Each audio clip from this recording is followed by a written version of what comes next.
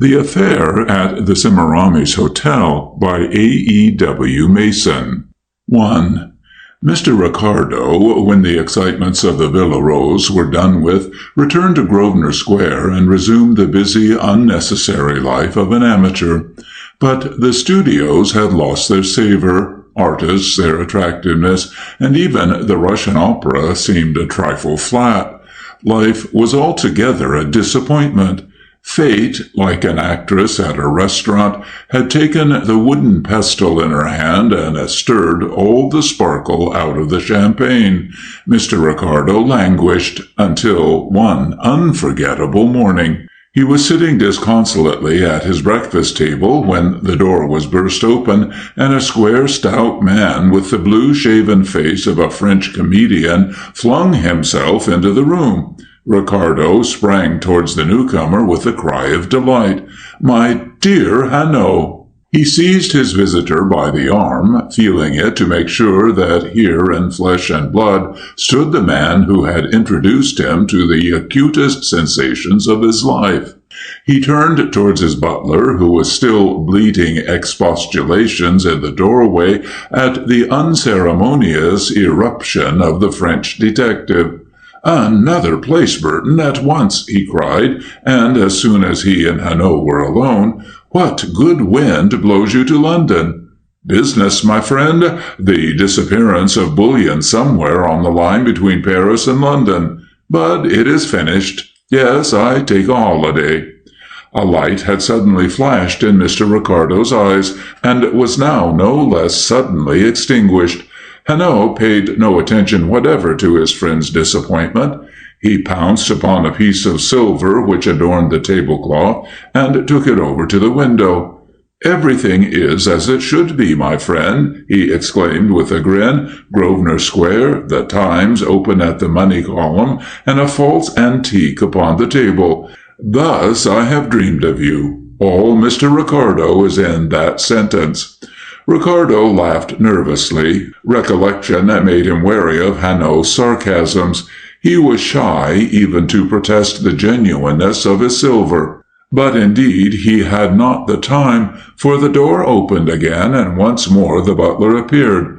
On this occasion, however, he was alone. "Mr. Calladine would like to speak to you, sir," he said. "Calladine!" cried Ricardo in an extreme surprise. "That is the most extraordinary thing." He looked at the clock upon his mantelpiece. It was barely 8:30.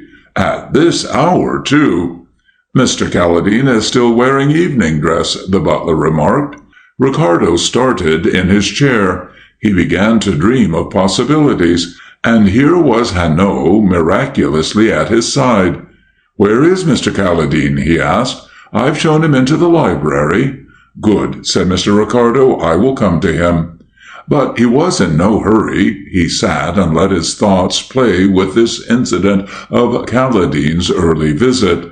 "It is very odd," he said. "I have not seen Calladine for months. No, nor has anyone. Yet a little while ago no one was more often seen."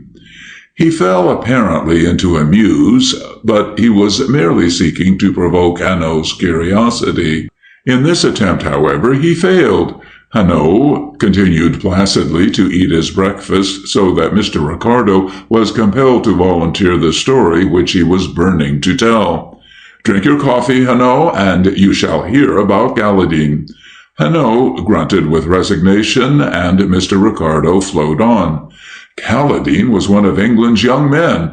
Everybody said so. He was going to do very wonderful things as soon as he had made up his mind exactly what sort of wonderful things he was going to do. Meanwhile, you met him in Scotland, at Newmarket, at Ascot, at Cowes, in the box of some great lady at the opera, not before 10:30 in the evening there, in any fine house where the candles that night happened to be lit. He went everywhere, and then a day came and he went nowhere. There was no scandal, no trouble, not a whisper against his good name. He simply vanished. For a little while a few people asked, "What has become of Calladine?" But there never was any answer, and London has no time for unanswered questions.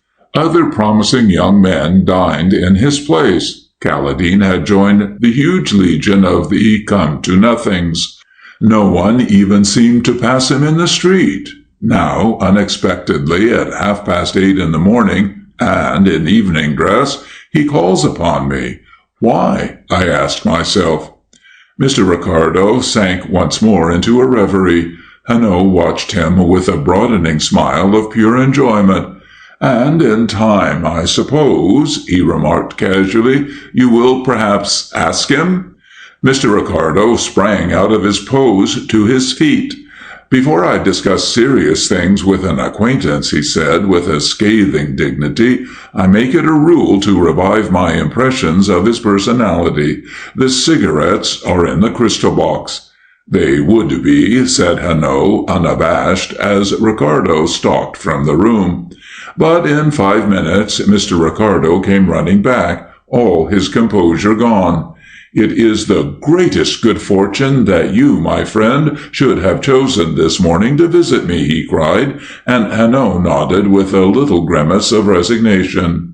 "There goes my holiday. You shall command me now, and always. I will make the acquaintance of your young friend." He rose up and followed Ricardo into his study, where a young man was nervously pacing the floor. "Mr. Kaladin," said Ricardo, "this is Mr. Hanaud." The young man turned eagerly. He was tall, with a noticeable elegance and distinction, and the face which he showed to Hanaud was, in spite of its agitation, remarkably handsome. "I am very glad," he said. "You are not an official of this country. You can advise, without yourself taking action, if you'll be so good." Hanaud frowned. He bent his eyes uncompromisingly upon Kaladin. "What does that mean?" he asked, with a note of sternness in his voice. "It means that I must tell someone," Kaladin burst out in quivering tones, "that I don't know what to do. I am in a difficulty too big for me. That's the truth." Hanaud looked at the young man keenly. It seemed to Ricardo that he took in every excited gesture, every twitching feature, in one comprehensive glance. And then he said in a friendlier voice, "Sit down and tell me," and he himself drew up a chair to the table. "I was at the Semiramis last night," said Kaladin, naming one of the great hotels upon the embankment. "There was a fancy dress ball." All this happened, by the way, in those far-off days before the war, nearly, in fact, 3 years ago today, when London, flinging aside its reticence, its shy self-consciousness, had become a city of carnivals and masquerades, rivaling its neighbors on the continent in the spirit of its gaiety and exceeding them by its stupendous luxury. I went by the merest chance. My rooms are in the Adelphi Terrace. "There!" cried Mr. Ricardo in surprise, and Hanaud lifted a hand to check his interruptions. "Yes," continued Kaladin, "the night was warm, the music floated through my open windows and stirred old memories. I happened to have a ticket, so I went." Kaladin drew up a chair opposite to Hanaud, and, seating himself, told with many nervous starts and in troubled tones a story which, to Mr. Ricardo's thinking, was as fabulous as any out of the Arabian Nights. "I had a ticket," he began, "but no domino. I was consequently stopped by an attendant in the lounge at the top of the staircase leading down to the ballroom. 'You can hire a domino in the cloakroom, Mr. Kaladin,' he said to me. I had already begun to regret the impulse which had brought me, and I welcomed the excuse with which the absence of a costume provided me. I was, indeed, turning back to the door, when a girl who had at that moment run down from the stairs of the hotel into the lounge cried gaily, 'That's not necessary!' And at the same moment she flung to me a long scarlet cloak which she had been wearing over her own dress. She was young, fair, rather tall, slim, and very pretty. Her hair was drawn back from her face with a ribbon and rippled down her shoulders in heavy curls, and she was dressed in a satin coat and knee breeches of pale green and gold, with a white waistcoat and silk stockings and scarlet heels to her satin shoes. She was as straight-limbed as a boy, and exquisite like a figure in Dresden china. I caught the cloak and turned to thank her, but she did not wait. With a laugh, she ran down the stairs, a supple and shining figure, and was lost in the throng at the doorway of the ballroom. I was stirred by the prospect of an adventure. I ran down after her. She was standing just inside the room, alone, and she was gazing at the scene with parted lips and dancing eyes. She laughed again as she saw the cloak about my shoulders, a delicious gurgle of amusement, and I said to her, "May I dance with you?" "Oh, do!" she cried, with a little jump and clasping her hands. She was of a high and joyous spirit, and not difficult in the matter of an introduction. "This gentleman will do very well to present us," she said, leading me in front of a bust of the god Pan, which stood in a niche of the wall. "I am, as you see, straight out of an opera. My name is Salamene, or anything with an 18th century sound to it. You are, well, what you will. For this evening we are friends." "And for tomorrow?" I asked. "I will tell you about that later on," she replied, and she began to dance with a light step and a passion in her dancing which earned me many an envious glance from the other men. I was in luck, for Salamene knew no one, and though, of course, I saw the faces of a great many people whom I remembered, I kept them all at a distance. We had been dancing for about half an hour when the first queerish thing happened. She stopped suddenly in the midst of a sentence with a little gasp. I spoke to her, but she did not hear. She was gazing past me, her eyes wide open, and such a rapt look upon her face as I had never seen. She was lost in a miraculous vision. I followed the direction of her eyes, and to my astonishment, I saw nothing more than a stout, short, middle-aged woman, egregiously overdressed as Marie Antoinette.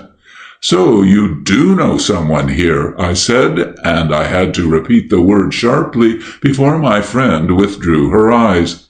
But even then she was not aware of me. It was as if a voice had spoken to her whilst she was asleep and had disturbed but not wakened her.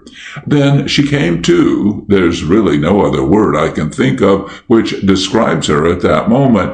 She came to with a deep sigh.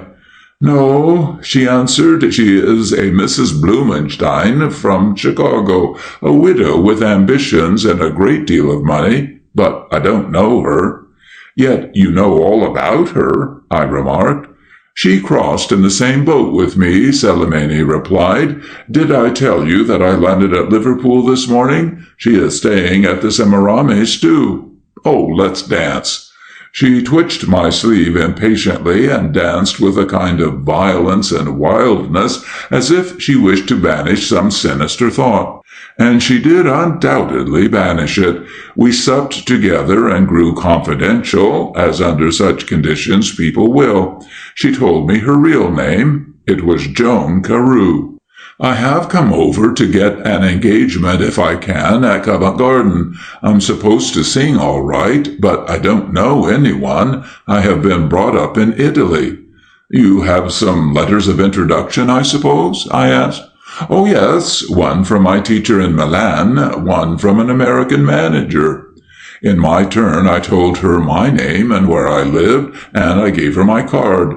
I thought, you see, that since I had used to know a good many operatic people, I might be able to help her.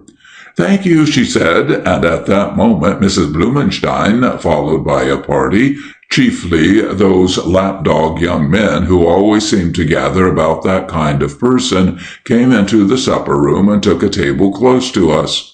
There was at once an end of all confidences, indeed of all conversation. Joan Carew lost all the lightness of her spirit. She talked at random, and her eyes were drawn again and again to the grotesque slander on Marie Antoinette. Finally, I became annoyed. "Shall we go?" I suggested impatiently, and to my surprise she whispered passionately, "Oh, yes, please, let us go." Her voice was actually shaking, her small hands clenched. We went back to the ballroom, but Joan Carew did not recover her gaiety, and halfway through a dance, when we were near to the door, she stopped abruptly, extraordinarily abruptly. "I shall go," she said abruptly. "I'm tired. I've grown dull." I protested, but she made a little grimace. "You'll hate me in half an hour. Let's be wise and stop now while we are friends," she said, and whilst I removed the domino from my shoulders, she stooped very quickly.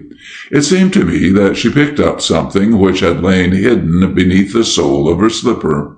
She certainly moved her foot, and I certainly saw something small and bright flash in the palm of her glove as she raised herself again. But I imagined merely that it was some object which she had dropped. "Yes, we'll go," she said, and we went up the stairs into the lobby. Certainly all the sparkle had gone out of our adventure. I recognized her wisdom. "But I shall see you again?" I asked. "Yes, I have your address. I'll write and fix a time when you will be sure to find me in. Good night, and 1,000 thanks. I should have been bored to tears if you hadn't come without a domino." She was speaking lightly as she held out her hand, but her grip tightened a little and clung. Her eyes darkened and grew troubled, her mouth trembled. The shadow of a great trouble had suddenly closed upon her. She shivered. "I am half inclined to ask you to stay, however dull I am, and dance with me till daylight, the safe daylight," she said. It was an extraordinary phrase for her to use, and it moved me. "Let us go back, then," I urged. She gave me an impression suddenly of someone quite forlorn. But Joan Carew recovered her courage. "No, no," she answered quickly. She snatched her hand away and ran lightly up the staircase, turning at the corner to wave her hand and smile. It was then 1:30 in the morning. So far, Caledine had spoken without an interruption.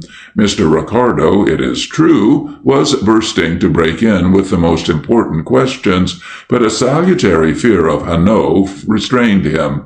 Now, however, he had an opportunity, for Celadine paused. 1:30, he said sagely. "Ah!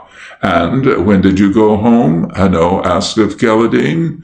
"True," said Mr. Ricardo. "It is of the greatest consequence."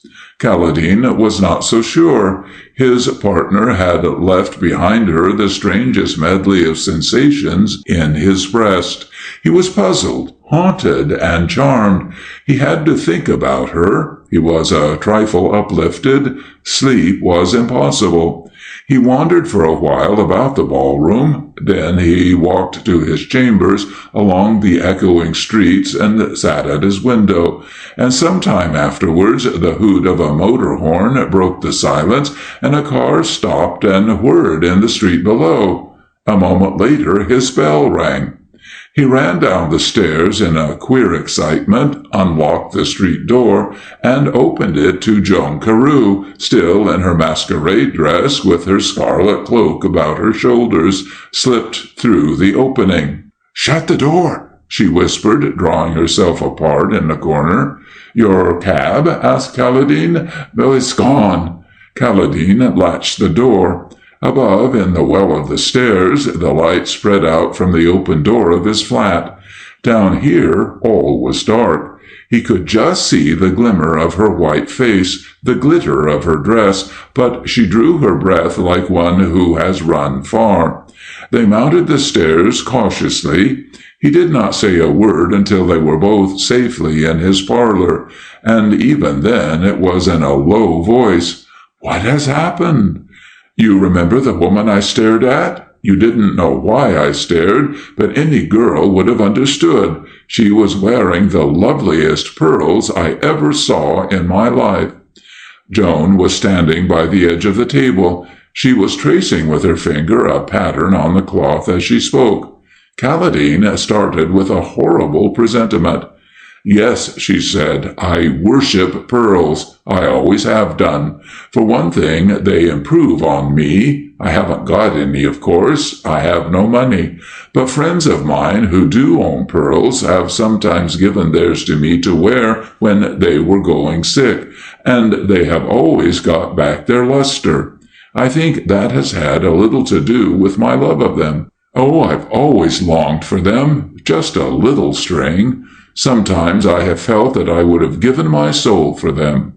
She was speaking in a dull, monotonous voice, but Kaladin recalled the ecstasy which had shone in her face when her eyes first had fallen on the pearls, the longing which had swept her quite into another world, the passion with which she had danced to throw the obsession off. "And I never noticed them at all," he said.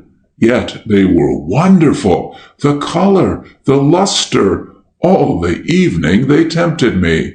I was furious that a fat, coarse creature like that should have such exquisite things. Oh, I was mad." She covered her face suddenly with her hands and swayed. Kaladin sprang towards her, but she held out her hand. "No, I'm all right." And though he asked her to sit down, she would not. "You remember when I stopped dancing suddenly?" "Yes, you had something hidden under your foot." The girl nodded. "Her key," and under his breath Kaladin uttered a startled cry. For the first time since she had entered the room, Joan Carew raised her head and looked at him. Her eyes were full of terror, and with the terror was mixed an incredulity, as though she could not possibly believe that that had happened which she knew had happened. "A little Yale key," the girl continued. "I saw Mrs. Blumenstein looking on the floor for something, and then I saw it shining on the very spot. Mrs. Blumenstein's suite was on the same floor as mine, and her maid slept above. All the maids do. I knew that. Oh, it seemed to me as if I had sold my soul and was being paid." Now Kaladin understood what she had meant by her strange phrase, the safe daylight. "I went up to my little suite," Joan Carew continued. "I sat there with the key burning through my glove until I had given her time enough to fall asleep. And though she hesitated before she spoke the words, she did speak them, not looking at Kaladin, and with a shudder of remorse making her confession complete. Then I crept out. The corridor was dimly lit. Far away below, the music was throbbing. Up here it was as silent as the grave. I opened the door, her door. I found myself in a lobby. The suite, though bigger, was arranged like mine. I slipped in and closed the door behind me. I listened in the darkness. I couldn't hear a sound. I crept forward to the door in front of me. I stood with my fingers on the handle and my heart beating fast enough to choke me. I had still time to turn back, but I could not. There were those pearls in front of my eyes, lustrous and wonderful. I opened the door gently an inch or so, and then it all happened in a second. End of Part 1. Part 2. Joan Carew faltered. The night was too near to her, its memory too poignant with terror. She shut her eyes tightly and cowered down in a chair. With the movement, her cloak slipped from her shoulders and dropped onto the ground. Kaladin leaned forward with an exclamation of horror. Joan Carew started up. "What is it?" she asked. "Nothing. Go on." "I found myself inside the room with the door shut behind me. I had shut it myself in a spasm of terror, and I dared not turn round to open it. I was helpless." "What do you mean? She was awake?" Joan Carew shook her head. "There were others in the room before me, and on the same errand. Men." Kaladin drew back, his eyes searching the girl's face. "Yes?" he said slowly. "I didn't see them at first. I didn't hear them. The room was quite dark, except for one jet of fierce white light which beat upon the door of a safe, and as I shut the door, the jet moved swiftly, and the light reached me and stopped. I was blinded. I stood in the full glare of it, drawn up against the panels of the door, shivering, sick with fear. Then I heard a quiet laugh, and someone moved softly towards me. Oh, it was terrible! I recovered the use of my limbs. In a panic, I turned to the door, but I was too late.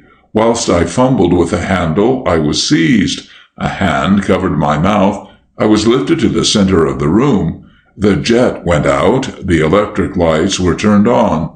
There were two men dressed as Apaches in velvet trousers and red scarves, like 100 others in the ballroom below, and both were masked. I struggled furiously, but of course I was like a child in their grasp. "Tie her legs," the man whispered who was holding me. "She's making too much noise." I kicked and fought, but the other man stooped and tied my ankles, and I fainted. Kaladin nodded his head. "Yes," he said. "When I came to, the lights were still burning, the door of the safe was open, the room empty. I had been flung onto a couch at the foot of the bed. I was lying there quite free." "Was the safe empty?" asked Kaladin suddenly. "I didn't look," she answered. "Oh," and she covered her face spasmodically with her hands. "I looked at the bed. Someone was lying there under a sheet and quite still. There was a clock ticking in the room. It was the only sound. I was terrified. I was going mad with fear. If I didn't get out of the room at once, I felt that I should go mad, that I should scream and bring everyone to find me alone with what was under the sheet in the bed. I ran to the door and looked out through a slit into the corridor. It was still quite empty, and below, the music still throbbed in the ballroom. I crept down the stairs, meeting no one, until I reached the hall. I looked into the ballroom as if I was searching for someone. I stayed long enough to show myself. Then I got a cab and came to you." A short silence followed. Joan Carew looked at her companion in appeal. "You are the only one I could come to," she added. "I know no one else." Kaladin sat watching the girl in silence. Then he asked, and his voice was hard, "And is that all you have to tell me?" "Yes." "You are quite sure?" Joan Carew looked at him, perplexed by the urgency of his question. She reflected for a moment or two. "Quite." Kaladin rose to his feet and stood beside her. "Then how do you come to be wearing this?" he asked, and he lifted a chain of platinum and diamonds which she was wearing about her shoulders. "You weren't wearing it when you danced with me." Joan Carew stared at the chain. "No, it's not mine. I've never seen it before." Then a light came into her eyes. "The two men, they must have thrown it over my head when I was on the couch, before they went." She looked at it more closely. "That's it. The chain's not very valuable. They could spare it, and it would accuse me of what they did." "Yes, that's very good reasoning," said Kaladin coldly. Joan Carew looked quickly up into his face. "Oh, you don't believe me," she cried. "You think, oh, it's impossible." And holding him by the edge of his coat, she burst into a storm of passionate denials. "But you went to steal, you know," he said gently, and she answered him at once. "Yes, I did, but not this." And she held up the necklace. "Should I have stolen this? Should I have come to you wearing it if I had stolen the pearls? If I had—" And she stopped. "If my story were not true?" Kaladin weighed her argument, and it affected him. "No, I think you wouldn't," he said frankly. Most crimes, no doubt, were brought home because the criminal had made some incomprehensibly stupid mistake. Incomprehensibly stupid, that is, by the standards of normal life. Nevertheless, Kaladin was inclined to believe her. He looked at her. That she should have murdered was absurd. Moreover, she was not making a parade of remorse, and she was not playing the unctuous penitent. She had yielded to a temptation, had got herself into desperate straits, and was at her wits' end how to escape from them. She was frank about herself. Kaladin looked at the clock. It was nearly 5 o'clock in the morning, and though the music could still be heard from the ballroom in the Semiramis, the night had begun to wane upon the river. "You must go back," he said. "I'll walk with you." They crept silently down the stairs and into the street. It was only a step to the Semiramis. They met no one until they reached the Strand. There, many, like Joan Carew, in masquerade, were standing about or walking hither and thither in search of carriages and cabs. The whole street was in a bustle, what with drivers shouting and people coming away. "You can slip in unnoticed," said Kaladin as he looked into the thronged courtyard. "I'll telephone to you in the morning." "You will?" she cried eagerly, clinging for a moment to his arm. "Yes, for certain," he replied. "Wait in until you hear from me. I'll think it over. I'll do what I can." "Oh, thank you," she said fervently. He watched her scarlet cloak flitting here and there in the crowd until it vanished through the doorway. Then, for the second time, he walked back to his chambers while the morning crept up the river from the sea. This was the story which Kaladin told in Mr. Ricardo's library. Mr. Ricardo heard it out with varying emotions. He began with a thrill of expectation, like a man on a dark threshold of great excitements. The setting of the story appealed to him, too, by a sort of brilliant bizarrerie which he found in it. But as it went on, he grew puzzled and a trifle disheartened. There were flaws and chinks. He began to bubble with unspoken criticisms, then swift and clever thrusts which he dared not deliver. He looked upon the young man with disfavor, as upon one who had half opened a door upon a theatre of great promise, and shown himself a spectacle not up to the mark. Hanno, on the other hand, listened imperturbably, without an expression upon his face, until the end. Then he pointed a finger at Kaladin and asked him what to Ricardo's mind was a most irrelevant question. "You got back to your rooms, then, before 5, Mr. Kaladin, and it's now 9 o'clock, less a few minutes." "Yes." "Yet you have not changed your clothes. Explain to me that. What did you do between 5 and 8:30? Kaladin looked down at his rumpled shirt-front. "Upon my word, I never thought of it," he cried. "I was worried out of my mind. I couldn't decide what to do. Finally, I determined to talk to Mr. Ricardo, and after I come to that conclusion, I just waited impatiently until I could come round with decency." Hanno rose from his chair. His manner was grave, but conveyed no single hint of an opinion. He turned to Ricardo. "Let us go round to your young friend's rooms in the Adelphi," he said, and the three men drove thither at once. 2. Kaladin lodged in a corner house and upon the first floor.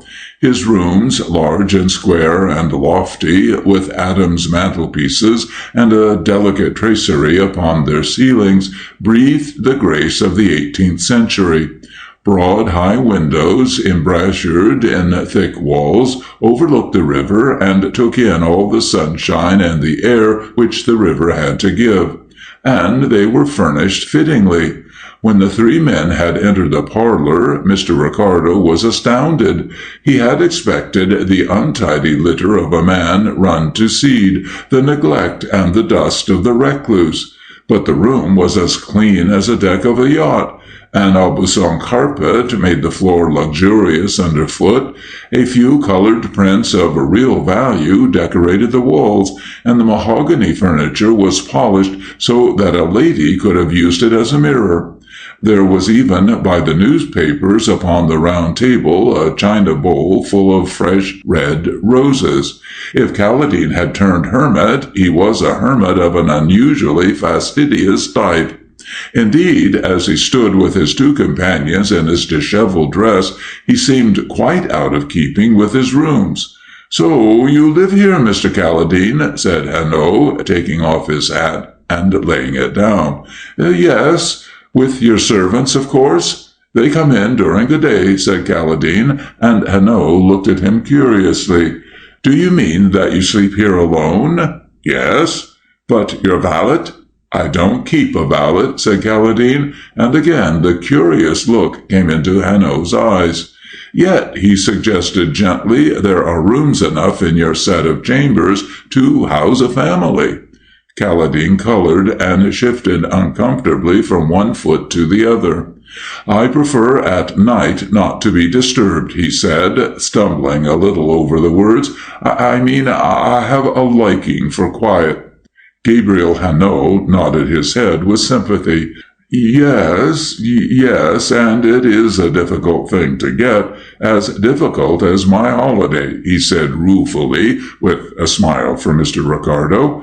"However," he turned towards Kaladin, "no doubt, now that you are at home, you would like a bath and a change of clothes, and when you are dressed, perhaps you will telephone to the Semiramis and ask Miss Carew to come round here. Meanwhile, we will read your newspapers and smoke your cigarettes." Hanno shut the door upon Kaladin, but he turned neither to the papers nor the cigarettes. He crossed the room to Mr. Ricardo, who, seated at the open window, was plunged deep in reflections. "You have an idea, my friend," cried Hanno. "It demands to express itself.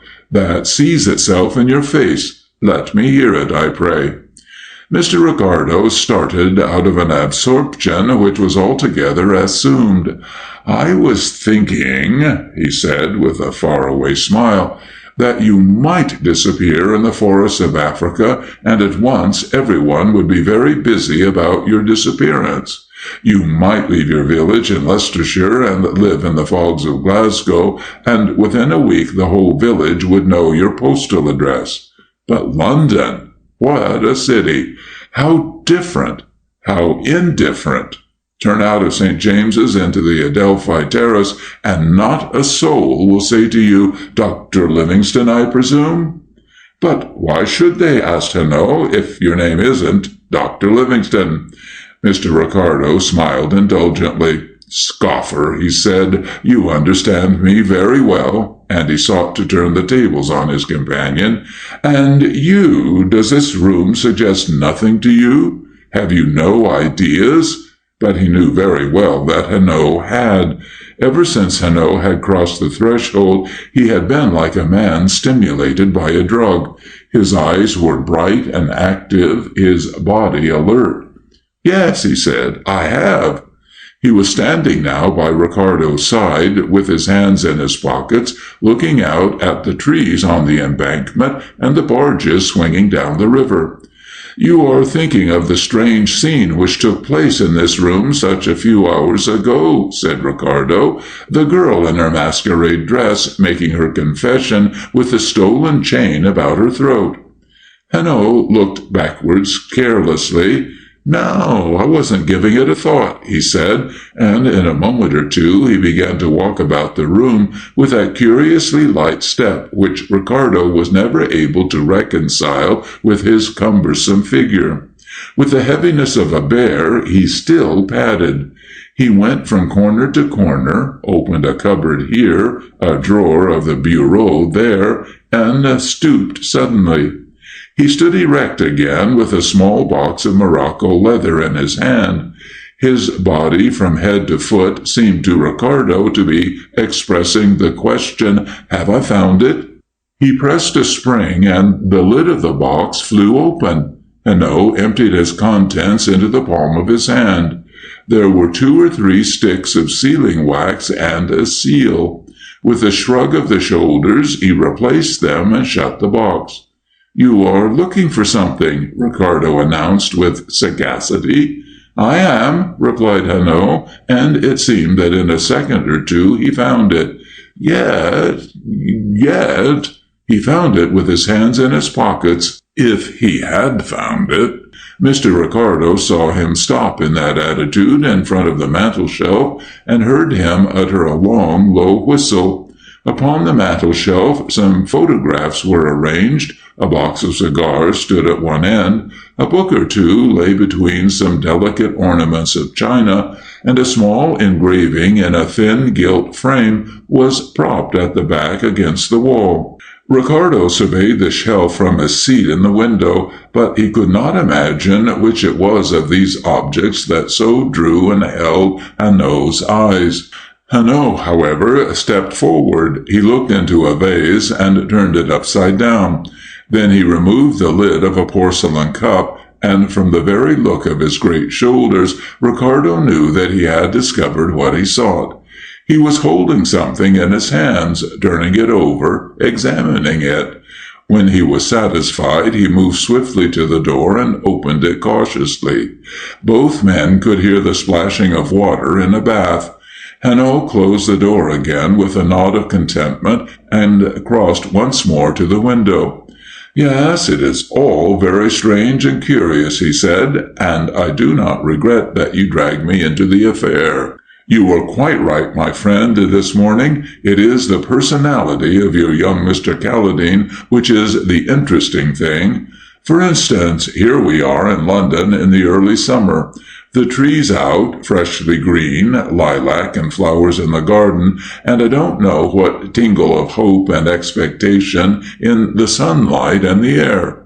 I am middle-aged, yet there's a riot in my blood, a recapture of youth, a belief that just around the corner, beyond the reach of my eyes, wonders wait for me. Don't you feel, too, something like that? Well, then," and he heaved his shoulders in astonishment, "can you understand a young man with money, with fastidious tastes, good-looking, hiding himself in a corner at such a time? Except for some overpowering reason? No, nor can I. There is another thing. I put a question or two to Calladine." "Yes," said Ricardo. "He has no servants here at night. He is quite alone, and here is what I find interesting. He has no valet. That seems a small thing to you?" Hanno asked in a moment from Ricardo. "Well, it is no doubt a trifle, but it's a significant trifle in the case of a young, rich man.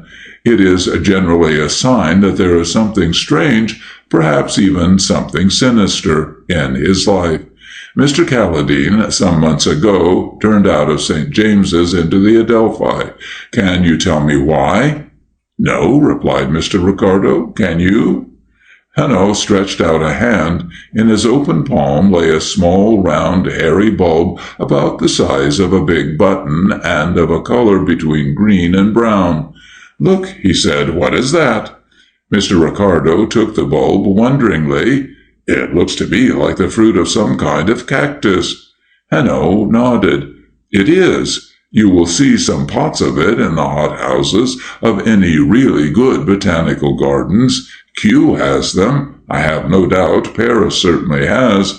They are labeled Anhelonium lewini, but amongst the Indians of Yucatan the plant has a simpler name."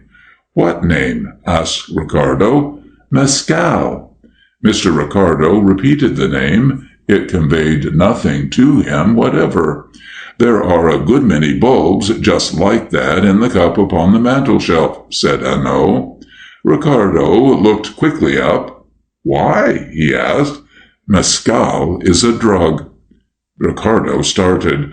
"Yes, you are beginning to understand now," Hanno continued, "why your young friend Calladine turned out of St. James's into the Adelphi Terrace."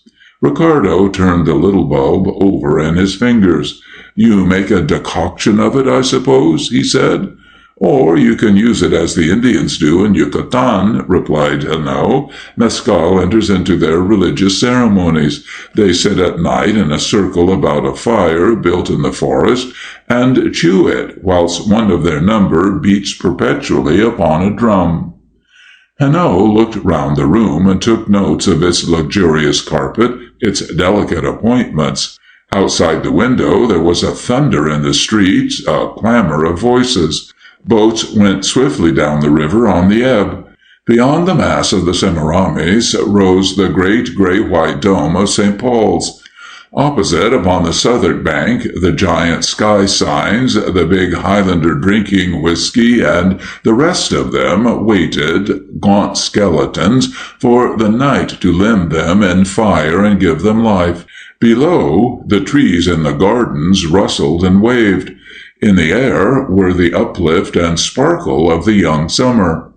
"It's a long way from the forest of Yucatan to the Adelphi Terrace of London," said Hanno. "Yet here, I think, in these rooms, when the servants are all gone and the house is very quiet, there is a little corner of wild Mexico." A look of pity came into Mr. Ricardo's face. He had seen more than one young man of great promise slacken his hold and let go, just for this reason. Kaladin, it seemed, was another. "It's like Bong and Keith and the rest of the devilish things, I suppose," he said, indignantly tossing the button upon the table. Hanno picked it up. "No," he replied, "it's not quite like any other drug. It has a quality of its own, which just now is of particular importance to you and me. Yes, my friend," and he nodded his head very seriously, "we must watch that we do not make the big fools of ourselves in this affair." "There," Mr. Ricardo agreed with an ineffable air of wisdom, "I am entirely with you." "Now, why?" Hanno asked. Mr. Ricardo was at a loss for a reason, but Hanno did not wait.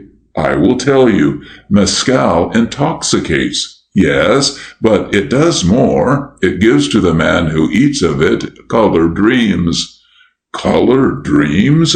Mr. Ricardo repeated in a wondering voice. "Yes, strange, heated charms in which violent things happen vividly amongst bright colors. Color is the gift of this little prosaic brown button."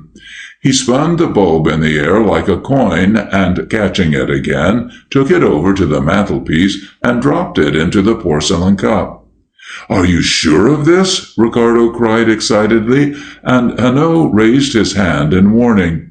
He went to the door, opened it for an inch or so, and closed it again. "I am quite sure," he returned. "I have for a friend a very learned chemist in the Collège de France. He is one of those enthusiasts who must experiment upon themselves. He tried this drug." "Yes," Ricardo said in a quieter tone. "And what did he see?" "He had a vision of a wonderful garden bathed in sunlight, an old garden of gorgeous flowers and emerald lawns, ponds with golden lilies and thick yew hedges, a garden where peacocks stepped indolently and groups of gay people fantastically dressed quarreled and fought with swords. That is what he saw. And he saw it so vividly that when the vapors of the drug passed from his brain and he waked, he seemed to be coming out of the real world into a world of shifting illusions." Hanno's strong, quiet voice stopped, and for a while there was a complete silence in the room. Neither of the two men stirred so much as a finger.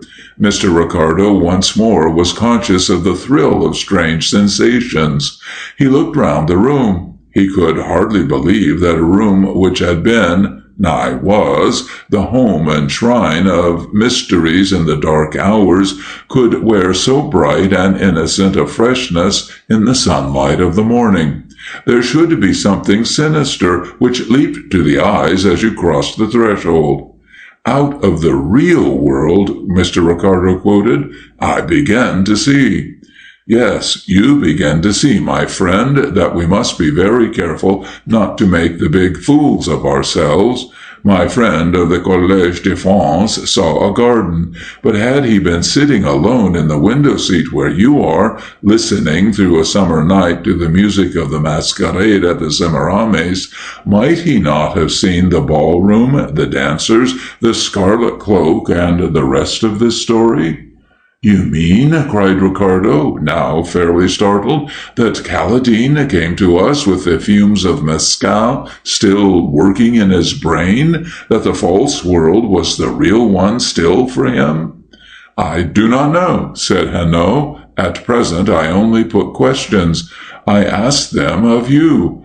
I wish to hear how they sound. Let us reason this problem out. Caladine, let us say, takes a great deal more of the drug than my professor. It will have on him a more powerful effect while it lasts, and it will last longer. Fancy dress balls are familiar things to Caladine. The music floating from the Semiramis will revive old memories. He sits here, the pageant takes shape before him, he sees himself taking his part in it. Oh, he is happier here, sitting quietly in his window seat, than if he was actually at the Semiramis. For he is there more intensely, more vividly, more really, than if he had actually descended this staircase.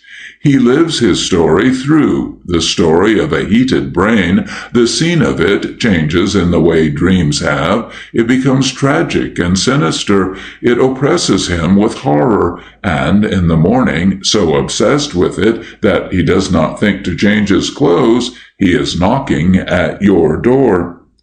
Mr. Ricardo raised his eyebrows and moved. Ah, you see a flaw in my argument, said Hanno, but Mr. Ricardo was wary. Too often in other days he had been leaped upon and trounced for a careless remark. Let me hear the end of your argument, he said. There was then, to your thinking, no temptation of jewels, no theft, no murder. In a word, no Célimène. She was born of recollections and the music of the Semiramis. No, cried Hanno. Come with me, my friend. I am not so sure that there was no Célimène. With a smile upon his face, Hanno led the way across the room. He had the dramatic instinct and rejoiced in it. He was going to produce a surprise for his companion, and savoring the moment in advance, he managed his effects. He walked towards the mantelpiece and stopped a few paces from it. Look! Mr. Ricardo looked and saw a broad Adam's mantelpiece. He turned a bewildered face to his friend. You see nothing? Hanno asked. Nothing. Look again. I am not sure, but is it not that Célimène is posing before you? Mr. Ricardo looked again. There was nothing to fix his eyes. He saw a book or two, a cup, a vase or two, and nothing else, really, except a very pretty and apparently valuable piece of— And suddenly Mr. Ricardo understood. Straight in front of him, in the very center of the mantelpiece, a figure in painted china was leaning against a china stile. It was the figure of a perfectly impossible courtier, feminine and exquisite as could be, and apparelled also, even to the scarlet heels, exactly as Caladine had described Joan Carew. Hanno chuckled with satisfaction when he saw the expression upon Mr. Ricardo's face. Ah, you understand, he said. Do you dream, my friend? At times, yes, like the rest of us. Then recollect your dreams. Things, people, which you have seen perhaps that day, perhaps months ago, pop in and out of them without making themselves prayed for. You cannot understand why. Yet sometimes they cut their strange capers there, logically too, through subtle associations which the dreamer, once awake, does not apprehend. Thus our friend here sits in the window, intoxicated by his drug. The music plays in the Semiramis. The curtain goes up in the heated theater of his brain. He sees himself step upon the stage, and who else meets him but the china figure from this mantelpiece? Mr. Ricardo, for a moment, was all enthusiasm. Then his doubt returned to him. "What you say, my dear Hanaud, is very ingenious. The figure upon the mantelpiece is also extremely convincing, and I should be absolutely convinced but for one thing." "Yes?" said Hanaud, watching his friend closely.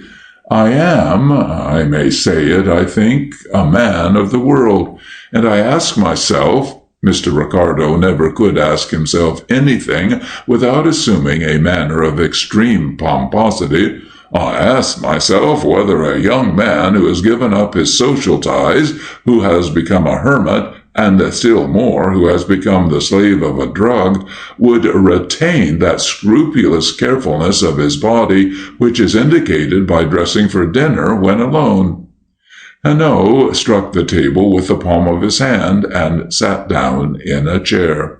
"Yes, that is the weak point in my theory. You have hit it. I knew it was there, that weak point, and I wondered whether you would seize it. Yes, the consumers of drugs are careless, untidy, even unclean as a rule, but not always. We must be careful. We must wait." "For what?" asked Ricardo, beaming with pride. "For the answer to a telephone message," replied Hanaud, with a nod towards the door. Both men waited impatiently until Caledine came into the room. He wore now a suit of blue serge, he had a clearer eye, his skin a healthier look. He was altogether a more reputable person, but he was plainly very ill at ease. He offered his visitors cigarettes, he proposed refreshments, he avoided entirely and awkwardly the object of their visit. Hanaud smiled. His theory was working out. Sobered by his bath, Caledine had realized the foolishness of which he had been guilty. "You telephoned to the Semiramis, of course?" said Hanaud cheerfully. Caledine grew red. Yes," he stammered. "Yet I did not hear that volume of hellos which precedes telephonic connection in your country of leisure," Hanaud continued. "I telephoned from my bedroom. You could not hear anything in this room." Yes, the walls of these old houses are solid." Hanaud was playing with his victim. "And when may we expect Miss Carew?" "I can't say," replied Caledine. "It's very strange. She is not in the hotel. I am afraid that she's gone away, fled." Mr. Ricardo and Hanaud exchanged a look. They were both satisfied now. There was no word of truth in Caladine's story. "Then there is no reason for us to wait," said Hanaud. "I shall have my holiday after all." And while he was yet speaking, the voice of a newsboy calling out the first edition of an evening paper became distantly audible. Hanaud broke off his farewell. For a moment he listened, with his head bent. Then the voice was heard again, confused, indistinct. Hanaud picked up his hat and cane, and without another word to Caledine, raced down the stairs. Mr. Ricardo followed him, but when he reached the pavement, Hanaud was half down the little street. At the corner, however, he stopped, and Ricardo joined him, coughing and out of breath. "What's the matter?" he gasped. "Listen," said Hanaud. At the bottom of Duke Street, by Charing Cross Station, the newsboy was shouting his wares. Both men listened, and now the words came to them, mispronounced but decipherable. "Mysterious crime at the Semiramis Hotel." Ricardo stared at his companion. "You were wrong, then," he cried. "Caladine's story was true." For once in a way, Hanaud was quite disconcerted. "I don't know yet," he said. "We will buy a paper." But before he could move a step, a taxicab turned into the Adelphi from the Strand, and, wheeling in front of their faces, stopped at Caladine's door. From the cab a girl descended. "Let us go back," said Hanaud. End of Part 2. Part 3. Mr. Ricardo could no longer complain. It was 8:30 when Caladine had first disturbed the formalities of his house in Grosvenor Square.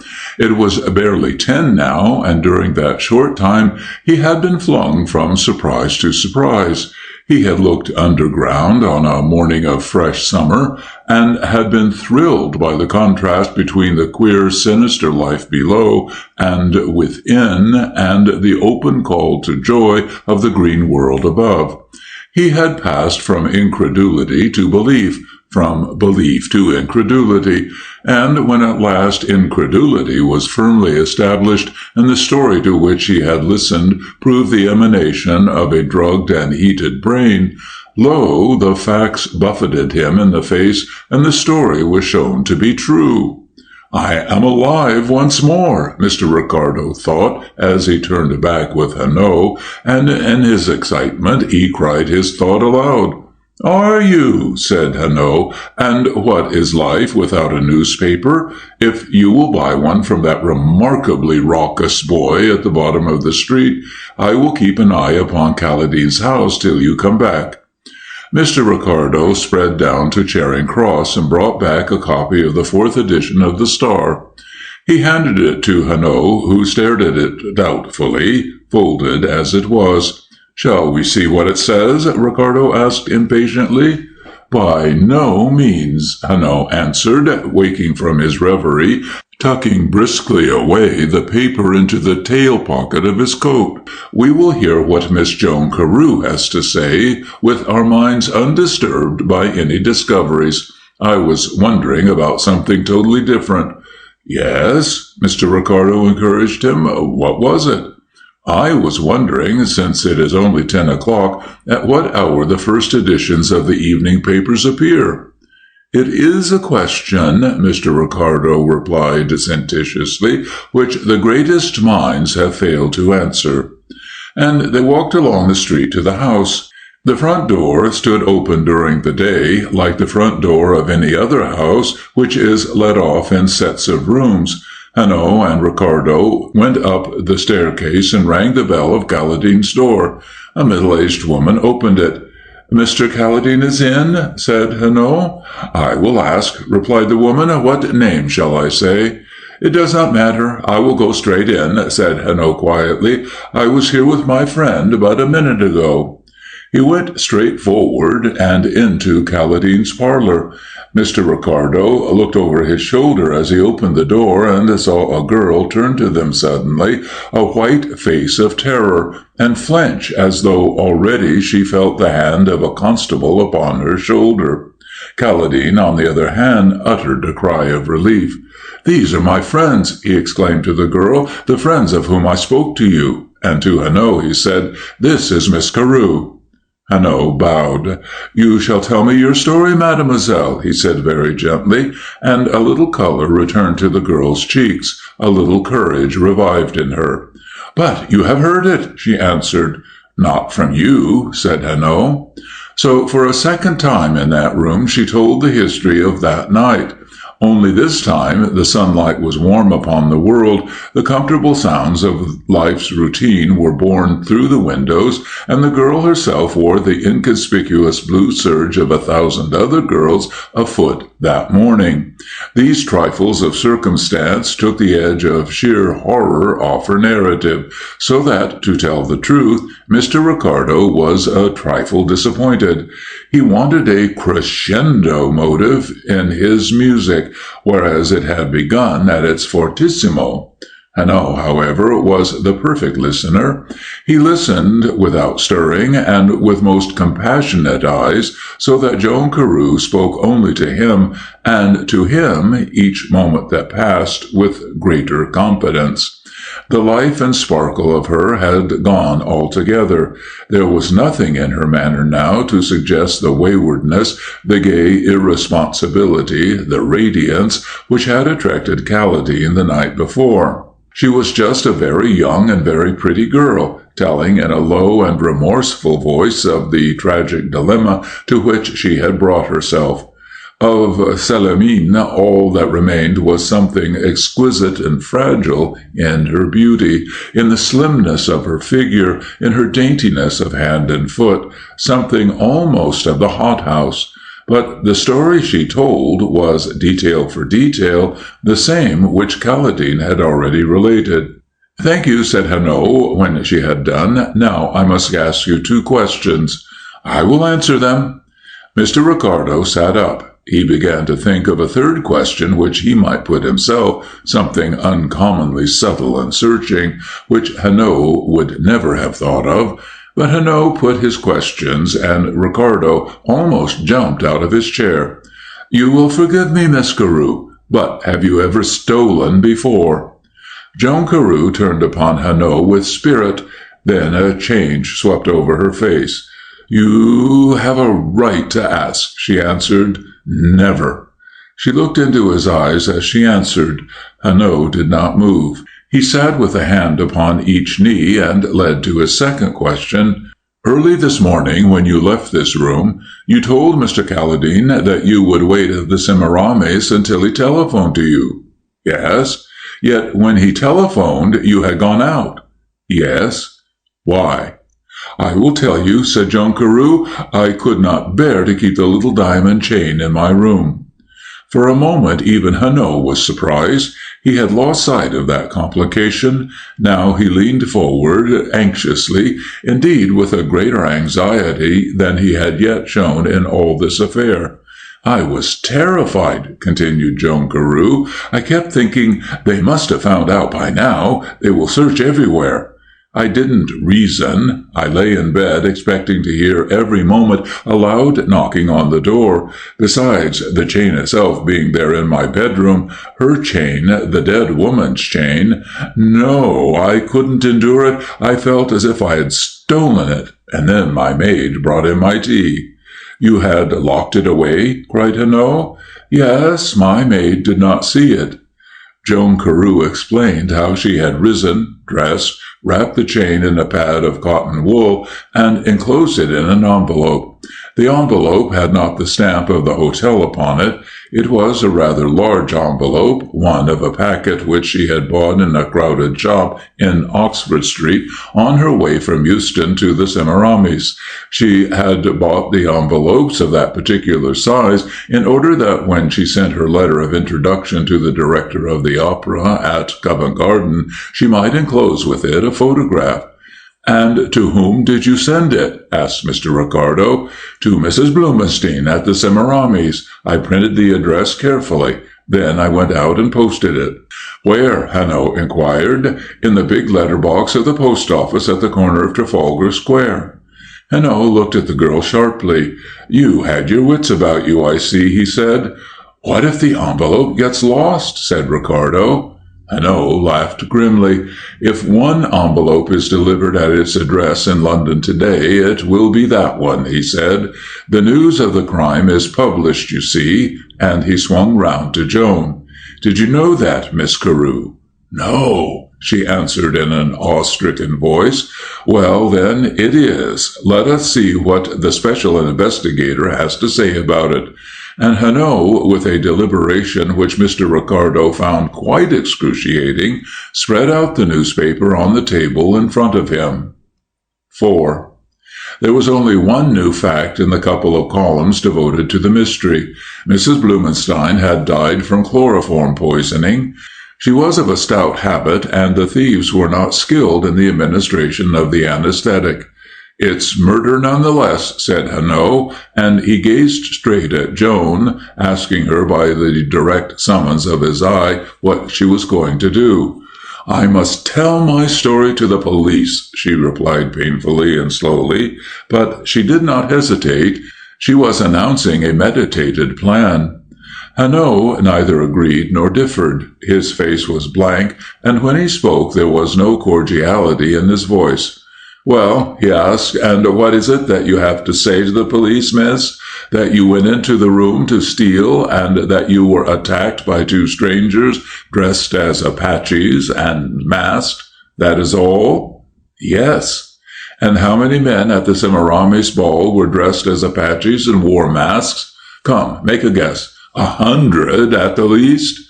I should think so. Then what will your confession do beyond, I quote your English idiom, putting you in the coach? Mr. Ricardo now smiled with relief. Hanaud was taking a definite line. His knowledge of idiomatic English might be incomplete, but his heart was in the right place. The girl traced a vague pattern on the tablecloth with her fingers. "Yet I think I must tell the police," she repeated, looking up and dropping her eyes again. Mr. Ricardo noticed that her eyelashes were very long. For the first time, Hanaud's face relaxed. "And I think you are quite right," he cried heartily, to Mr. Ricardo's surprise. "Tell them the truth before they suspect it, and they will help you out of the affair if they can. Not a doubt of it. Come, I will go with you myself to Scotland Yard." "Thank you," said Joan, and the pair drove away in a cab together. Hanaud returned to Grosvenor Square alone and lunched with Ricardo. "It was all right," he said. "The police were very kind. Miss Joan Carew told her story to them, as she had told it to us.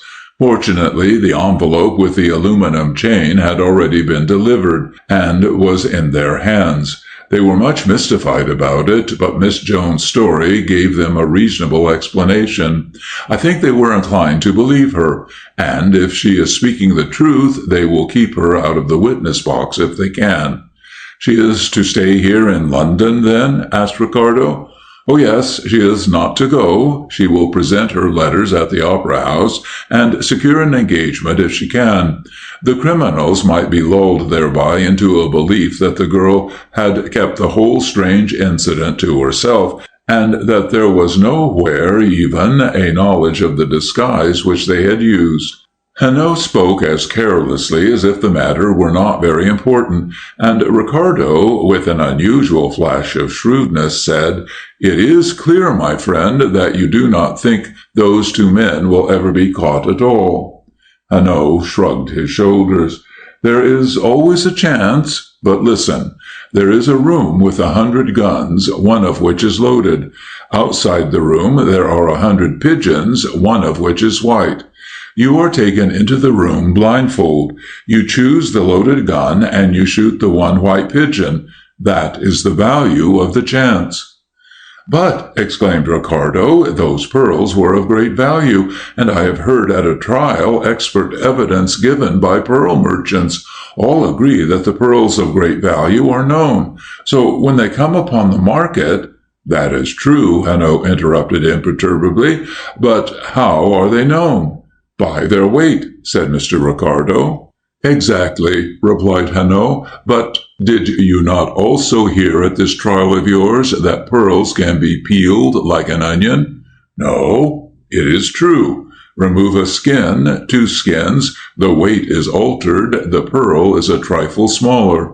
It has lost a little of its value, yes, but you can no longer identify it as the so-and-so pearl which belonged to this or that sultan, was stolen by the vizier, bought by Messrs. Lustra and Stanopoulos of Hatton Garden, and subsequently sold to the wealthy Mrs. Blumenstein.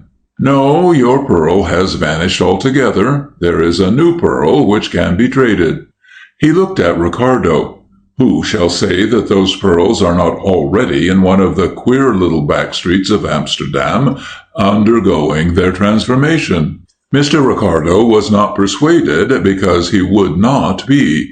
"I have some experience in these matters," he said loftily to Hanaud. "I am sure that we shall lay our hands upon the criminals. We have never failed." Hanaud grinned from ear to ear. The only experience which Mr. Ricardo had ever had was gained on the shores of Geneva and at Aix under Hanaud's tuition. But Hanaud did not argue, and there the matter rested.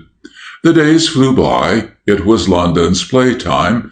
The green and gold of early summer deepened and darkened. Wondrous warm nights under England's pale blue sky, when the streets rang with the joyous feet of youth, led in clear dawns and lovely glowing days. Hanaud made acquaintance with the wooded reaches of the Thames. Joan Carew sang Louise at Covent Garden with notable success. and the affair of the Semiramis Hotel, in the minds of the few who remembered it, was already added to the long list of unfathomed mysteries. But towards the end of May there occurred a startling development. Joan Carew wrote to Mr. Ricardo that she would call upon him in the afternoon, and she begged him to secure the presence of Hanaud. She came as the clock struck. She was pale and agitated, and in the room where Caledine had first told the story of her visit, she told another story, which to Mr. Ricardo's thinking was yet more strange and, yes, yet more suspicious. "It has been going on for some time," she began. "I thought of coming to you at once, and then I wondered whether, if I waited— Oh, you'll never believe me." "Let us hear," said Hanaud patiently. "I began to dream of that room, the two men disguised and masked, the still figure in the bed. Night after night I was terrified to go to sleep. I felt the hand upon my mouth. I used to catch myself falling asleep and walk about the room with all the lights up to keep myself awake." "But you couldn't," said Hanaud with a smile. "Only the old can do that." "No, I couldn't," she admitted, "and oh, my nights were horrible until—" She paused and looked at her companions doubtfully. "Until one night the mask slipped." "What?" cried Hanaud, and a note of sternness rang suddenly in his voice. "What are you saying?"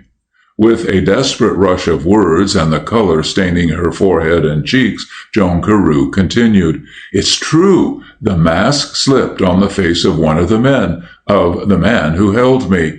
Only a little way. It just left his forehead visible, no more." "Well?" asked Hanaud, and Mr. Ricardo leaned forward, swaying between the austerity of criticism and the desire to believe so thrilling a revelation.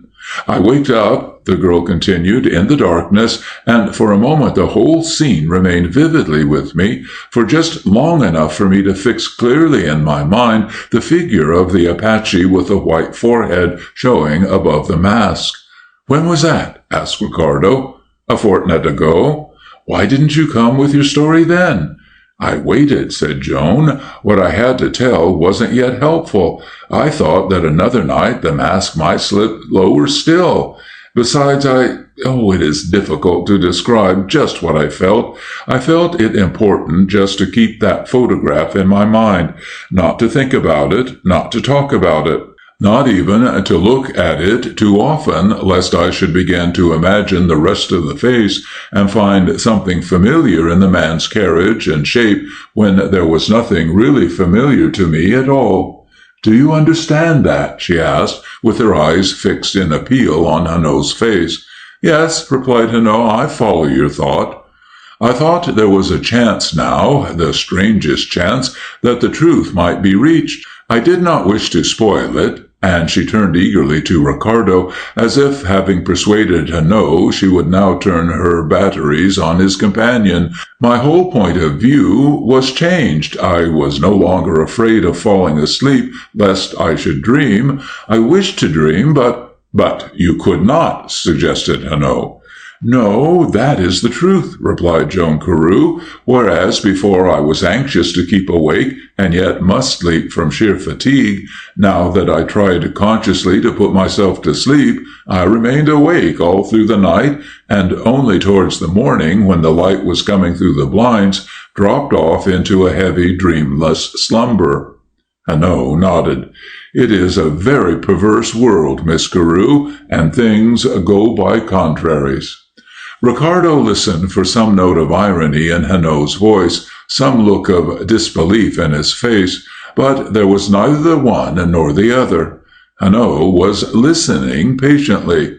"Then came my rehearsals," Joan Carew continued, "and that wonderful opera drove everything else out of my head. I had such a chance, if only I could make use of it. When I went to bed now, I went with that haunting music in my ears, the call of Paris. Oh, you must remember it, but can you realize what it must mean to a girl who's going to sing it for the first time in Covent Garden?" Mr. Ricardo saw his opportunity. He, the connoisseur, to whom the psychology of the green room was an open book, could answer that question. "It is true, my friend," he informed Hanno with quiet authority. "The great march of events leaves the artist cold. He lives aloof. While the tumbrils thunder in the streets, he adds a delicate tint to the picture he is engaged upon, or recalls his triumph in his last great part." "Thank you," said Hanno gravely. "And now Miss Carew may perhaps resume her story." "It was the very night of my debut," she continued. "I had supper with some friends. A great artist, Carmen Valeri, honored me with her presence. I went home excited, and that night I dreamed again. Yes, this time the chin, the lips, the eyes were visible. There was only a black strip across the middle of the face, and I thought, nay, I was sure, that if that strip vanished I should know the man. And did it vanish? 3 nights afterwards. And you did know the man?" The girl's face became troubled. She frowned. "I knew the face, that was all," she answered. "I was disappointed. I had never spoken to the man, I am sure of that still, but somewhere I have seen him." "You don't even remember when?" asked Hanno. "No." Joan Carew reflected for a moment with her eyes upon the carpet, and then flung up her head with a gesture of despair. "No, I try all the time to remember, but it is no good." Mr. Ricardo could not restrain a movement of indignation. He was being played with. The girl, with her fantastic story, had worked him up to a real pitch of excitement, only to make a fool of him. All his earlier suspicions flowed back into his mind. What if, after all, she was implicated in the murder and the theft? What if, with a perverse cunning, she had told Hanno and himself just enough of what she knew, just enough of the truth, to persuade them to protect her? What if her frank confession of her own overpowering impulse to steal the necklace was nothing more than a subtle appeal to the sentimental pity of men, an appeal based upon a wider knowledge of men's weaknesses than a girl of 19 or 20 ought to have? Mr. Ricardo cleared his throat and sat forward in his chair. He was girding himself for a singularly searching interrogatory when Hanno asked the most irrelevant of questions. "How did you pass the evening of that night when you first dreamed complete the face of your assailant?" Joan Carew reflected. Then her face cleared. "I know," she exclaimed. "I was at the opera." "And what was being given?" "The jewels of the Madonna." Hanno nodded his head. To Ricardo it seemed that he had expected precisely that answer. "Now," he continued, "you are sure that you have seen this man?" "Yes." "Very well," said Hanno. "There is a game you play at children's parties, is there not? Animal, vegetable, or mineral, and always you get the answer. Let us play that game for a few minutes, you and I." Joan Carew drew up her chair to the table and sat with her chin propped upon her hands and her eyes fixed on Hanno's face. As he put each question, she pondered on it and answered. If she answered doubtfully, he pressed it. "You crossed on the Lucania from New York?" "Yes." "Picture to yourself the dining room, the tables. You have the picture quite clear?" "Yes." "Was it at breakfast that you saw him?" "No." "At luncheon?" "No." "At dinner?" She paused for a moment, summoning before her eyes the travelers at the tables. "No." "Not in the dining table at all, then?" "No." "In the library, when you were writing letters, did you not one day lift your head and see him?" "No."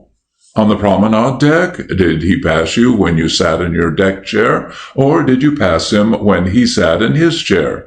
"No." Step by step, Hanno took her back to New York, to her hotel, 2 journeys in the train. Then he carried her to Milan, where she had studied. It was extraordinary to Ricardo to realize how much Hanno knew of the curriculum of a student aspiring to grand opera. From Milan he brought her again to New York, and at the last, with a start of joy, she cried, "Yes, it was there!" Hanaud took his handkerchief from his pocket and wiped his forehead. "Ugh," he grunted. "To concentrate the mind on a day like this, it makes one hot, I can tell you. Now, Miss Carew, let us hear." It was at a concert at the house of a Mrs. Starlingsfield in Fifth Avenue, and in the afternoon. Joan Carew sang. She was a stranger to New York and very nervous. She saw nothing but a mist of faces while she sang, but when she had finished, the mist cleared, and as she left the improvised stage, she saw the man. He was standing against the wall in a line of men. There was no particular reason why her eyes should single him out, except that he was paying no attention to her singing, and, indeed, she forgot him altogether afterwards. "I just happened to see him clearly and distinctly," she said. "He was tall, clean-shaven, rather dark, not particularly young, 35 or so, I should say, a man with a heavy face and beginning to grow stout. He moved away whilst I was bowing to the audience, and I noticed him afterwards walking about talking to people." "Do you remember to whom?" "No." "Did he notice you, do you think?" "I am sure he didn't," the girl replied emphatically. "He never looked at the stage where I was singing, and he never looked towards me afterwards." End of Part 3. Part 4. She gave, so far as she could remember, the names of such guests and singers as she knew at that party, and that is all she said. "Thank you," said Hanaud. "It is perhaps a good deal, but it is perhaps nothing at all." "You will let me hear from you?" she cried as she rose to her feet. "Miss Carew, I am at your service," he returned. She gave him her hand timidly, and he took it cordially. For Mr. Ricardo she had merely a bow which recognized that he distrusted her, and that she had no right to be offended.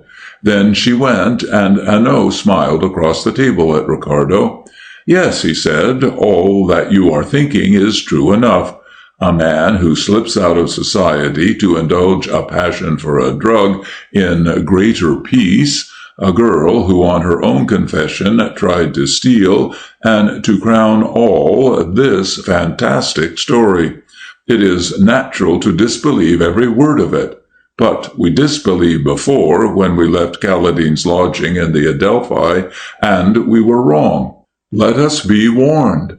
"You have an idea?" exclaimed Ricardo. "Perhaps," said Hanaud, and he looked down the theatre column of the Times. "Let us distract ourselves by going to the theatre." "You are the most irritating man," Mr. Ricardo broke out impulsively. "If I had to paint your portrait, I should paint you with your finger against the side of your nose, saying mysteriously, 'I know,' when you know nothing at all." Hanaud made a schoolboy's grimace. "We will go and sit in your box at the opera tonight," he said, "and you shall explain to me all through the beautiful music the theory of the tonic sol fa." They reached Covent Garden before the curtain rose. Mr. Ricardo's box was on the lowest tier and next to the omnibus box. "We are near the stage," said Hanaud, as he took his seat in the corner, and so arranged the curtain that he could see and yet was hidden from view. "I like that." The theatre was full. Stalls and boxes shimmered with jewels and satin, and all that was famous that season for beauty and distinction had made its tryst there that night. "Yes, this is wonderful," said Hanaud. "What opera do they play?" He glanced at his programme and cried with a little start of surprise, "We are in luck! It is the Jewels of the Madonna." "Do you believe in omens?" Mr. Ricardo asked coldly. He had not yet recovered from his rebuff of the afternoon. "No, but I believe that Carmen Valeri is at her best in this part," said Hanaud.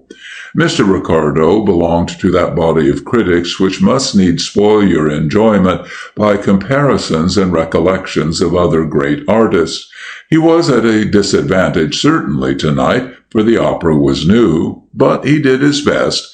He imagined others in the part, and when the great scene came at the end of the second act, and Carmen Valeri, on obtaining from her lover the jewel stolen from the sacred image, gave such a display of passion as fairly enthralled that audience, Mr. Ricardo sighed quietly and patiently.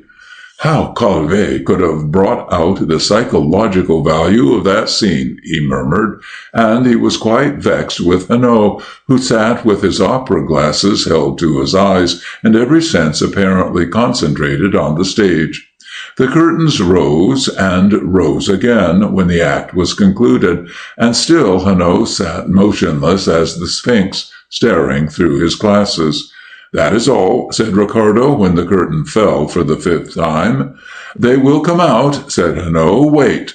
And from between the curtains Carmen Valeri was led out into the full glare of the footlights, with the panoply of jewels flashing on her breast.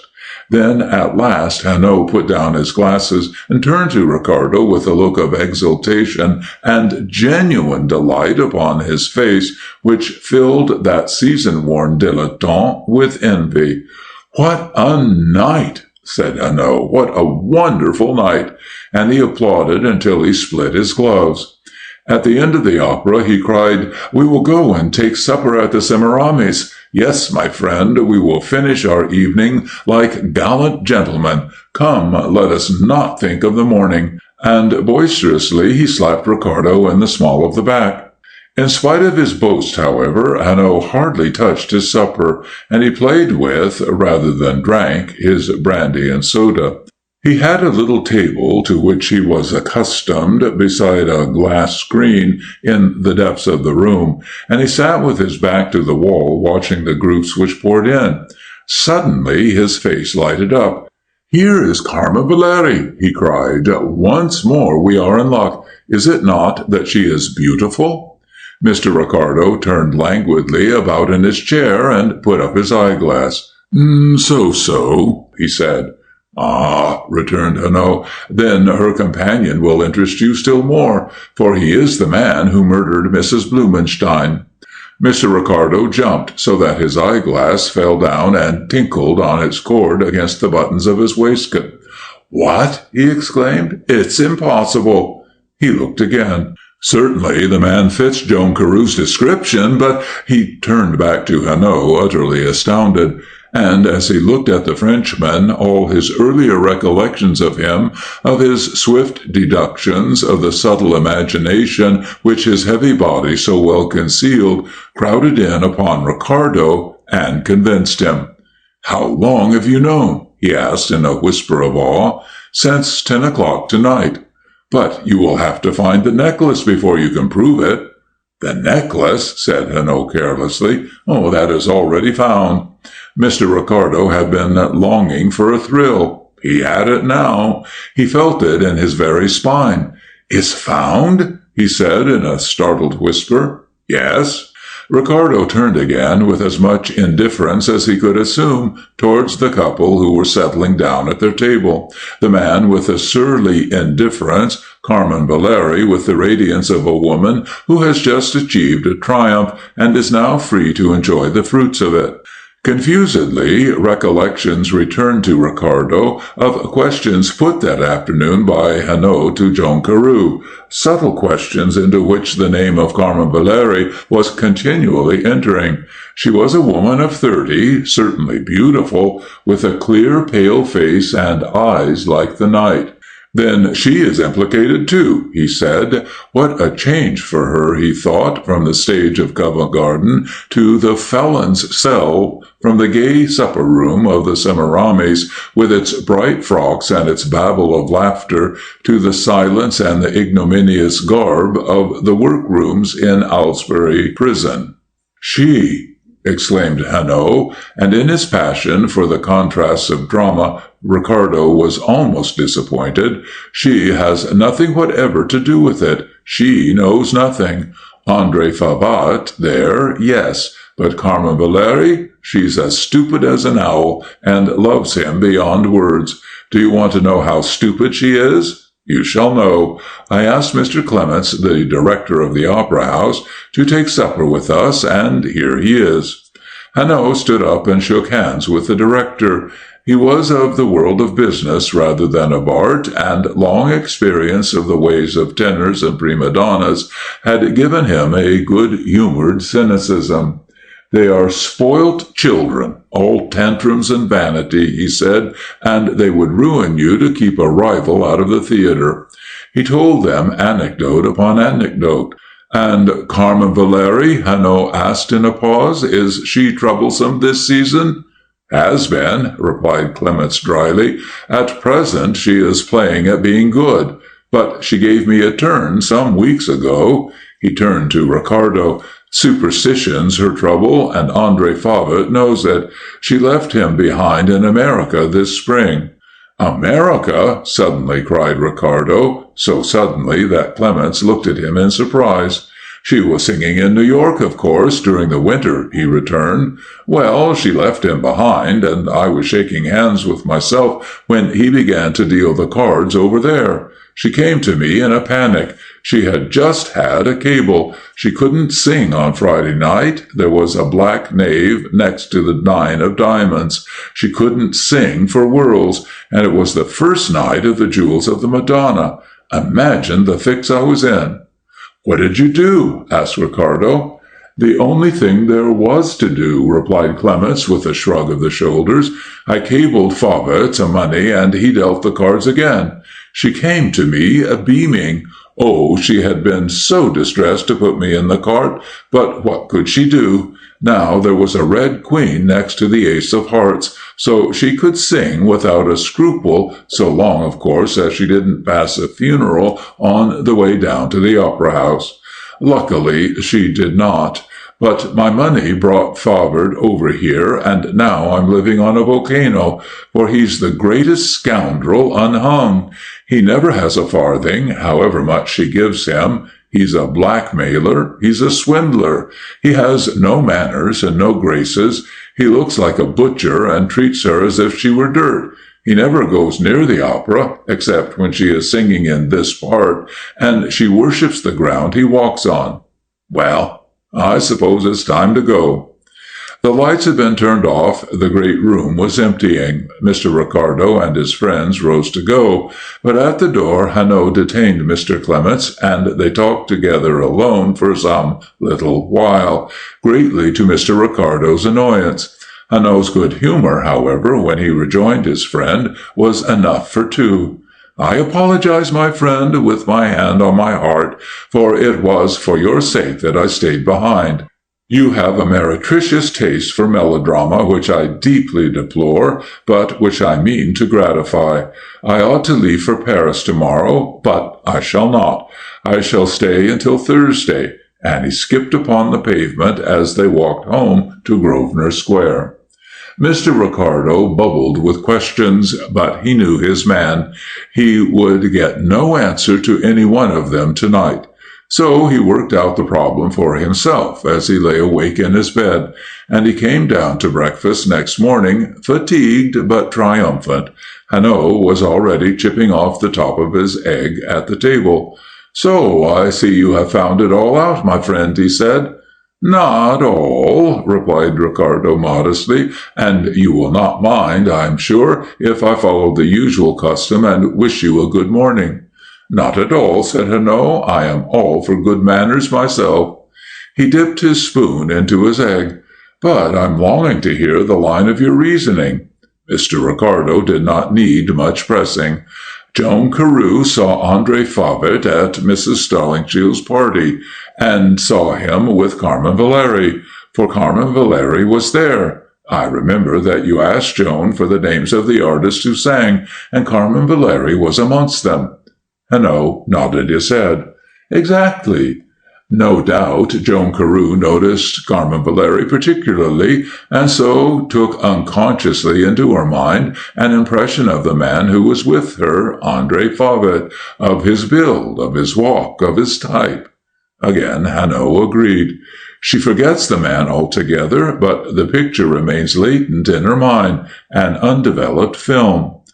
Hanot looked up in surprise, and the surprise flattered Mr. Ricardo. Not for nothing had he tossed about in his bed for the greater part of the night.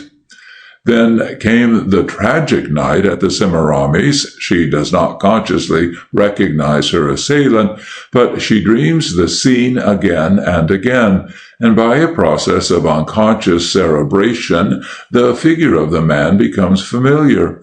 Finally, she makes her debut, is entertained at supper afterwards, and meets once more Carmen Valeri. Yes, for the first time since Mrs. Starlingshield's party, interjected Hanot. She dreams again. She remembers asleep more than she remembers when awake. The presence of Carmen Valeri at her supper party has its effect. By a process of association, she recalls Favette, and the mask slips on the face of her assailant. Some days later, she goes to the opera. She hears Carmen Valeri sing in The Jewels of the Madonna. No doubt the passion of her acting, which I am more prepared to acknowledge this morning than I was last night, affects Joan Carew powerfully, emotionally. She goes to bed with her head full of Carmen Valeri, and she dreams not of Carmen Valeri, but of the man who is unconsciously associated with Carmen Valeri in her thoughts. The mask vanishes altogether. She sees her assailant now, has his portrait limned in her mind, would know him if she met him in the street, though she does not know by what means she identified him. Yes, said Hanot, it is curious, the brain working while the body sleeps, the dream revealing what thought cannot recall. Mr. Ricardo was delighted. He was taken seriously. But of course, he said, I could not have worked the problem out but for you. You knew of André Favette and the kind of man he was. Hanot laughed. Yes, that is always my one little advantage. I know all the cosmopolitan blackguards of Europe. His laughter ceased suddenly, and he brought his clenched fist heavily down upon the table. Here is one of them who will be very well out of the world, my friend, he said very quietly, but there was a look of force in his face and a hard light in his eyes which made Mr. Ricardo shiver. For a few moments there was silence. Then Ricardo asked, But have you evidence enough? Yes. Your two chief witnesses, Caladine and Joan Carew, you said it yourself, there are facts to discredit them. Will they be believed? But they won't appear in the case at all, Hanot said. Wait, and once more he smiled. By the way, what is the number of Caladine's house? Ricardo gave it, and Hanot therefore wrote a letter. It is all for your sake, my friend, he said with a chuckle. Nonsense, said Ricardo. You have the spirit of the theatre in your bones. Well, I shall not deny it, said Hanot, and he sent out the letter to the nearest pillar box. Mr. Ricardo waited in a fever of impatience until Thursday came. At breakfast, Hanot would talk of nothing but the news of the day. At luncheon, he was no better. The affair of the Semiramis Hotel seemed 1,000 miles from any of his thoughts. But at 5 o'clock, he said as he drank his tea, You know, of course, that we go to the opera tonight. Yes, do we? Yes, your young friend Caladine, by the way, will join us in your box. That is very kind of him, I am sure, said Mr. Ricardo. The two men arrived before the rising of the curtain, and in the crowded lobby a stranger spoke a few words to Hanot, but what he said Ricardo could not hear. They took their seats in the box, and Hanot looked at his program. Ah, it is Il Ballo de Mascara tonight. We always seem to hit upon something appropriate, don't we? Then he raised his eyebrows. Oh, do you see that our pretty young friend Joan Carew is singing in the role of the page? It is a showy part. There is a particular melody with a long sustained trill in it, as far as I remember. Mr. Ricardo was not deceived by Hanot's apparent ignorance of the opera to be given that night, and of the part Joan Carew was to take. He was, therefore, not surprised when Hanot added, By the way, I should let Caladine find it all out for himself. Mr. Ricardo nodded sagely. Yes, that is wise. I had thought of it myself. But he had done nothing of the kind. He was only aware that the elaborate stage management in which a.e.w. delighted was working out to the desired climax, whatever that climax might be. Kaledin entered the box a few minutes later and shook hands with them awkwardly. "It was kind of you to invite me," he said, and very ill at ease, he took a seat between them and concentrated his attention on the house as it filled up. "There's the overture," said a.e.w. The curtains divided and were festooned on either side of the stage. The singers came on in their turn. The page appeared to a burst of delicate applause. Joan Carew had made a small name for herself that season, and with a stifled cry, Kaledin shot back in the box as if he had been struck. Even then, Mr. Ricardo did not understand. He only realized that Joan Carew was looking extraordinarily trim and smart in her boy's dress. He had to look from his program to the stage and back again several times before the reason of Kaledin's exclamation dawned on him. When it did, he was horrified. a.e.w., in his craving for dramatic effects, must have lost his head altogether. Joan Carew was wearing, from the ribbon in her hair to the scarlet heels of her buckled satin shoes, the same dress as she had worn on the tragic night at the Semiramis Hotel. He leaned forward in his agitation to a.e.w. "You must be mad. Suppose Fabat is in the theater and sees her. He'll be over on the continent by 1 in the morning." "No, he won't," replied a.e.w. "For one thing, he never comes to Covent Garden unless one opera, with Carmen Valeri in the chief part, is being played, as you heard the other night at supper. For a second thing, he isn't in the house. I know where he is. He is gambling in Dean Street, Soho. For a third thing, my friend, he couldn't leave by the 9 o'clock train for the continent if he wanted to. Arrangements have been made.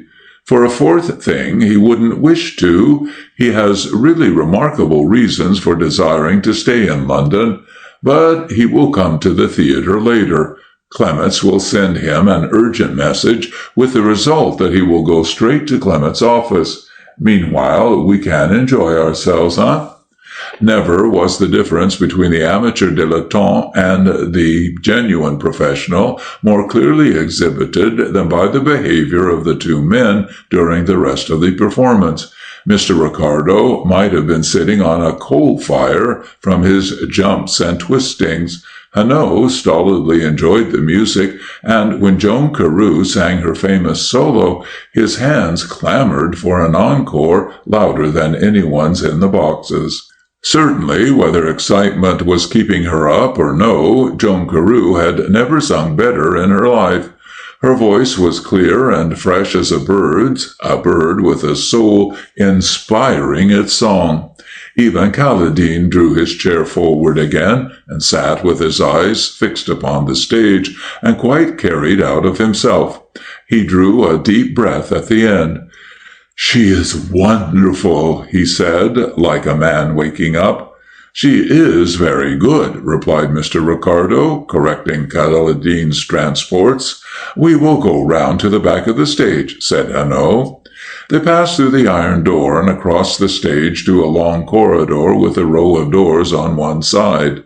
There were 2 or 3 men standing about in evening dress, as if waiting for friends in the dressing rooms.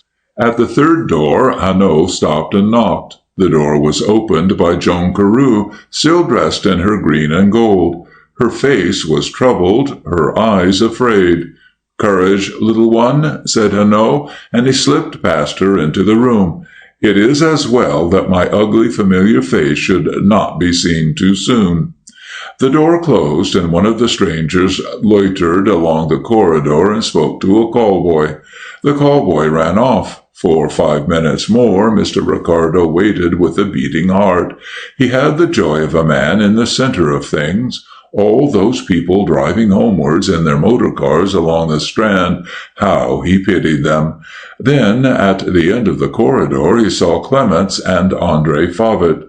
They approached, discussing the possibility of Carmen Valeri's appearance in London Opera during the next season. "We have to look ahead, my dear friend," said Clements, "and though I should be extremely sorry—" At that moment they were exactly opposite Joan Carew's door. It opened. She came out. With a nervous movement she shut the door behind her. At the sound, André Favet turned, and he saw, drawn up against the panels of the door, with a look of terror in her face, the same gay figure which had interrupted him in Mrs. Blumenstein's bedroom. There was no need for Joan to act. In the presence of this man, her fear was as real as it had been on the night of the Semiramis ball. She trembled from head to foot. Her eyes closed. She seemed about to swoon. Favet stared and uttered an oath. His face turned white. He staggered back as if he had seen a ghost. Then he made a wild dash along the corridor and was seized and held by two of the men in evening dress. Favet recovered his wits. He ceased to struggle. "What does this outrage mean?" he asked, and one of the men drew a warrant and notebook from his pocket. "You are arrested for the murder of Mrs. Blumenstein in the Semiramis Hotel," he said, "and I have to warn you that anything you may say will be taken down and may be used in evidence against you." "Preposterous!" exclaimed Favet. "There's a mistake. We will go along to the police and put it right. Where's your evidence against me?" Hanaud stepped out of the doorway of the dressing-room. "In the property room of the theatre," he said. At the sight of him, Favet uttered a violent cry of rage.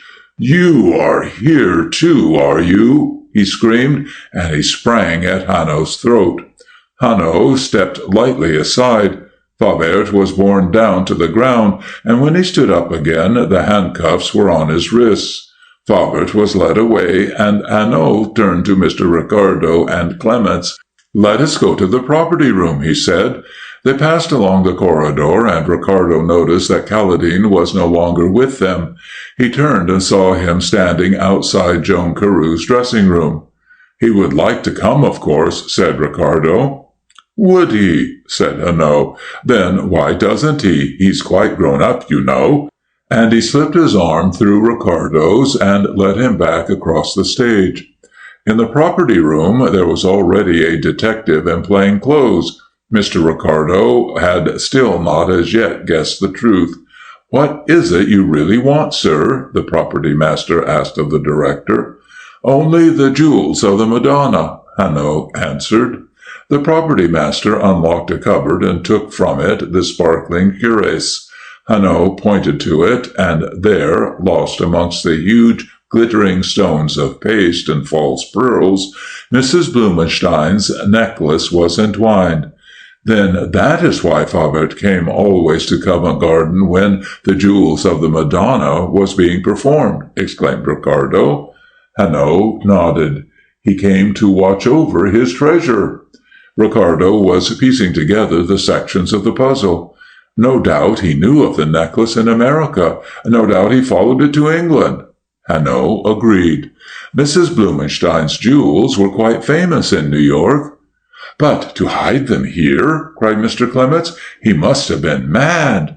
"Why?" asked Hanaud. "Can you imagine a safer hiding place? Who's going to burgle the property room of Covent Garden? Who's going to look for a priceless string of pearls amongst the stage jewels of an opera house?" "You did," said Mr. Ricardo. "I?" replied Hanaud, shrugging his shoulders. "Joan Carew's dreams led me to André Favet. The first time we came here and saw the pearls of the Madonna, I was on the lookout, naturally. I noticed Favet at the back of the stalls, but it was a stroke of luck that I noticed those pearls through my opera glasses." "At the end of the second act?" cried Ricardo suddenly. "I remember now." "Yes," replied Hanaud, "but for that second act the pearls would have stayed comfortably here all through the season. Carmen Valeri, a fool, as I told you, would have tossed them about in her dressing-room without a notion of their value, and at the end of July, when the murder at the Semiramis Hotel had been forgotten, Favet would have taken them to Amsterdam and made his bargain." "Shall we go?"